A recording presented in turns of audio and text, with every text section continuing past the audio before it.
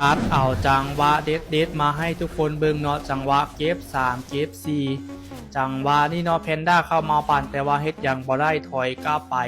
พอเห็นแพนด้าเลือดเหลือน้อยเข้าไปไซอันที่ปาดเก็บมา1และเหลืออีเซียที่ล็อกเก็บปาด2โอ้โหเก็บอีเซียเข้าไป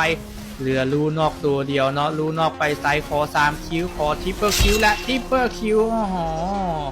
คาริน่าเป็นตัวที่เกิดแล้วลิ้นโคตรมันเลยเนาะตัดมาจังหวะนี้เนาะรอท่าไทยเกียวเข้าไปไซอันตีหูโบโคตรงามเลยเข้าไปปาด1ปาด2และปาด3โอ้โหจังหวะนี้ไทยเกียวโคตรจะงามเลยตัดมาอีกจังหวะดึงเนาะขี่เบรกมาจังหวะนี้ฝั่งตรงข้ามกำลังจะเอาลอดค่อยเข้าไปปาดแต่ว่าบ่ตายโนท่าอีกจังหวะนึงเข้าไปปาด1โอ้โหเก็บ1แล้วจังหวะนี้ถอยออกมาโอ้โหเก็บ2จังหวะนี้เก็บ3เลยเจ๊เก็บ4แต่ว่าเก็บบ่ได้เนาะที่ฝั่งโก้มันใส่อันติกัดจะเลยเฮ็ดหยังบ่ได้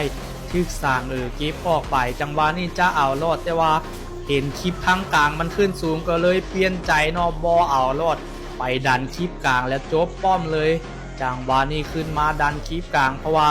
ฝั่งตรงข้ามมันตายหมดนะบ่มีไผมาการป้อมแล้วจบป้อมอย่างเดียวตีป้อมสร้างตีป้อมจังหวะนี้แล้วก็จบไปโดยไซสนาเนาะดาวนี่พี่ขอนะน้อง